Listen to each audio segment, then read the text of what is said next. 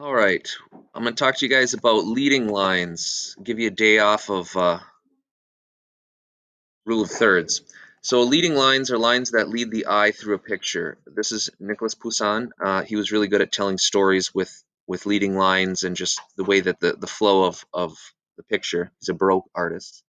They're lines that lead you through a picture. So if this one, it breaks one of the rules I'm going to talk about later, but it's entering you into the picture going through this road. So it walks, and this guy's looking up here at this mountain, and it gets you over here.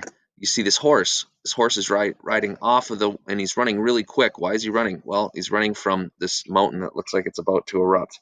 So that's kind of this whole thing telling a story. This is probably pastoral about Pompeii.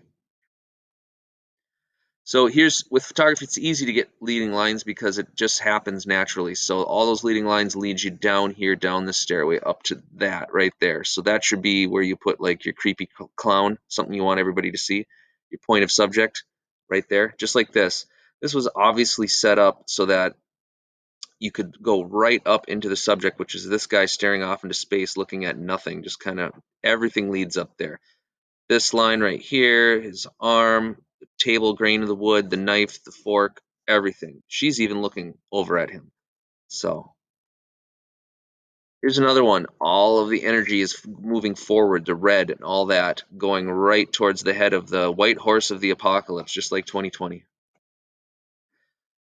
Diagonal leading lines make a composition more exciting. So that's what this is. It kind of cuts the picture in half, but it's leading you into the photo. This is obviously the center because it's the hottest, brightest thing in there, and it shows you kind of the story. It tells you the story.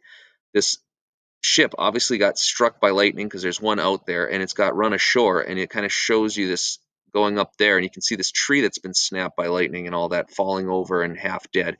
It's the sign of the whole thing because here's a woman wailing because somebody's drowned. Here's people trying to get off of the ship, and it just kind of takes you all the way through the story here. People trying to salvage everything.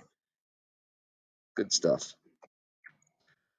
Design elements that leave the picture should do so near the corners. So that's like if you have a river or something like that, or if you've got somebody sitting on a side rail and that's the leading line that you're using to take a picture, draw up to them, you want that to be on the corner. So that's basically that. Oh, we have time for atmospheric distortion.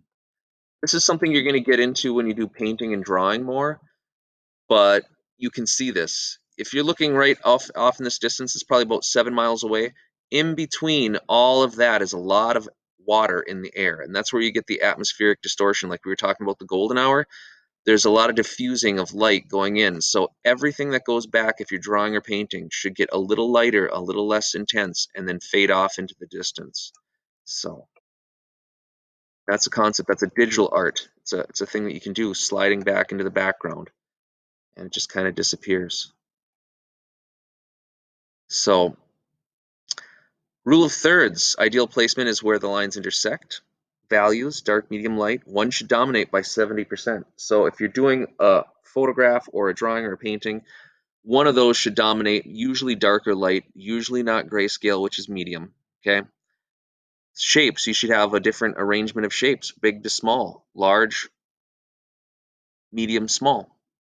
Depth, foreground, middle ground, background. That speaks for itself. The values, the shaded, the darkest are in the front, and they get lighter as they go into the background. So we'll get into color and all that some other time. Just wanted to do a quick video about that kind of stuff. So we should be doing pretty good if I can stop sharing.